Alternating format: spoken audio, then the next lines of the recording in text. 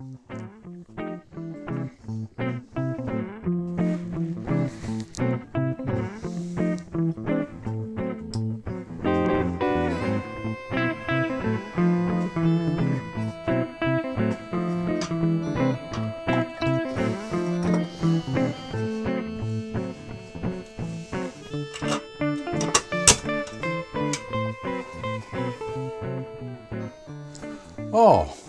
well, hello everyone.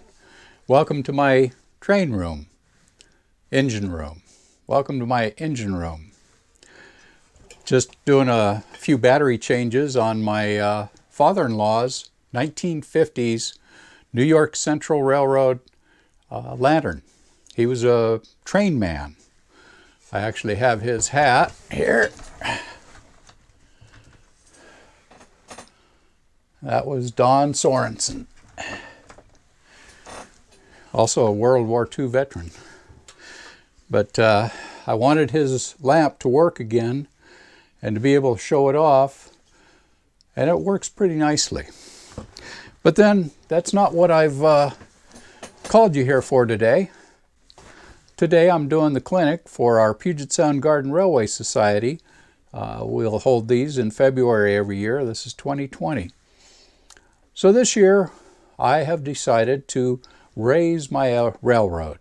I still have my railroad that's in the backyard, which is about 500 feet on the ground. Even though it's terraced, it's still a little tough to get to. So my new railroad is going to be at least 44 to 30 inches high on the majority of it. There are a couple of places where you can actually just barely duck a hair and you'll get right underneath some of the elevated sections. I would take you out right now and show you, but it is snowing, it's been hailing, and it was raining earlier. So I think we'll forgo that, and we'll get into the clinic here.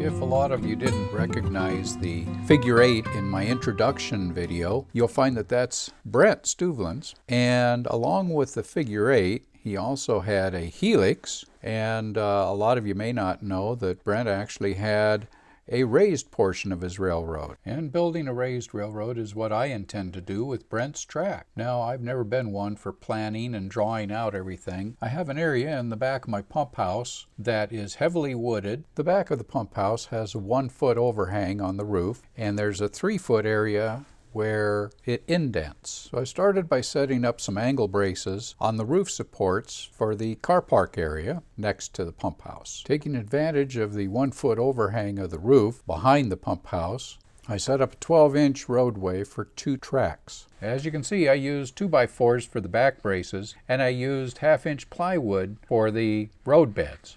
Now, before I go too much further, I want to talk about some of the materials I'm using. As you can see, I've tried 2x4s and 1/2-inch plywood. It's okay for short runs and where you've got a lot of stability. However, I had a chance to pick up some pipes. These are the framing pipes for carports. I was also able to pick up some channel iron that was on its way to the recycle facility. This is all 1/8-inch thick steel channel, along with a bunch of other types of metal.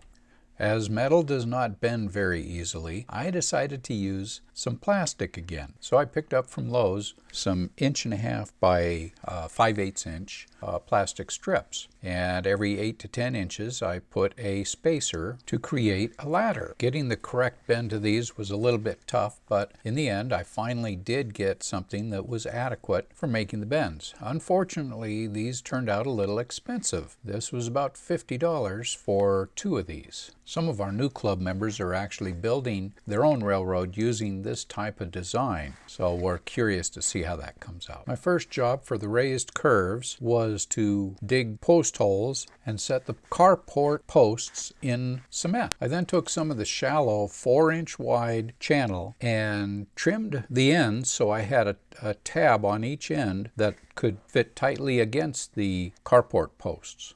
Next, I attached 2 hose clamps to each of the posts around the tab on that cross member. I used a rubberized felt paper to create friction between the hose clamps and the carport posts. Once all the posts and cross members were connected and leveled, then I set up the two curve sections that I had. At this point, I started to realize it was a little dangerous having trains this high on that small of a ladder. This takes me back about 2 years. I was at Murphy's Auto Auction and I picked up lot number 976, which is this center pile of lumber. It's actually 1 inch by 10 inch fir. It was milled at a local mill here and it was heat treated. You can see some of the stuff is curved, but I've taken a lot of that out. Next, I planed the wood, cut it into varying lengths depending on what I needed. You can see that these boards treated with a deck primer are much more stable and in better shape for keeping trains on their tracks, and even if they fall, they're not going to fall far. It was about this time that I decided to switch from my very expensive plastic material to a very inexpensive steel, and the curves would work themselves out nicely. This brings me to some material that my sister-in-law Arlene gave me. This is for airplanes. This is an ABS plastic. It's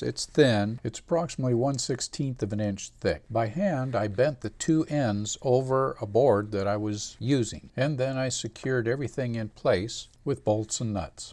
Another thing that I noted was that the plastic did not have enough structural strength to support in between the piers. So I added some 5-inch steel channel. Also, while using the steel channel, I could span a much larger area without all the extra support. While using 10-inch wide steel channel, I could make a turn very easily just by bending the angle slightly. I also found it was much easier to cut and bend this material and shape it than I originally thought. I was able to get a blade for my skill saw, and it will cut up to 1/8-inch steel very easily, almost like wood. Just a quick reminder here, when you're using power tools, always wear ear protection and really good eye protection. And so currently I have a yard that I use for storage and sorting of all the trains.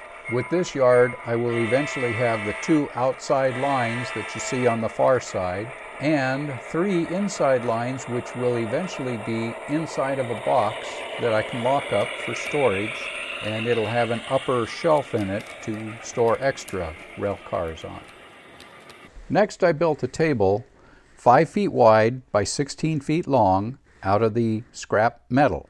I lined it with 3-foot by 5-foot sheets of the cement board, and then I lined it with some buildings and set a couple of rails out. This will be a city/yard. In my first attempt to span a full 10 or 12 feet with these metal beams, it was a little wobbly. So I used some of Brent's technology also, and the equipment he gave me, to support the center of the beam. So far, I've not completed either end of the loop yet. However, I do plan to be running by this summer. So keep an eye out for the progress. I will be posting YouTube videos on this. And if you look at the back of this shot, you will see the club's large trailer. We're storing that here in my yard. I wanted to show you a little bit of my new raised railroad, but we had 12 inches of snow just between last night and today.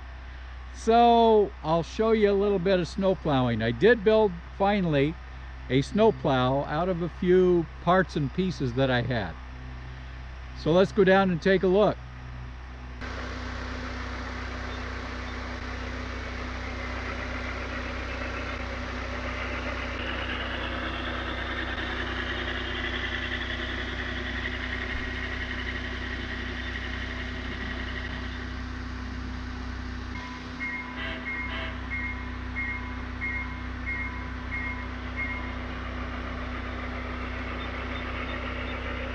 So, as a recap, with some reclaimed scrap steel, some reclaimed carport posts, and some discount lumber, I've created a new raised railroad.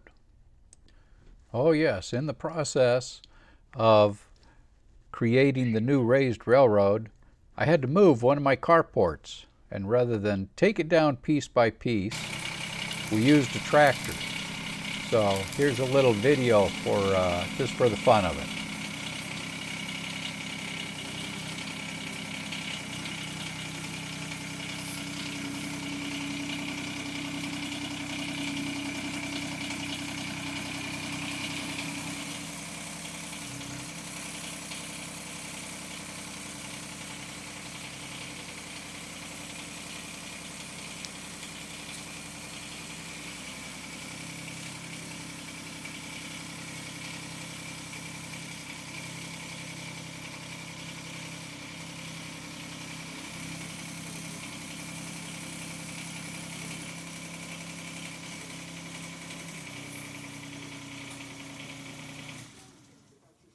What do you think?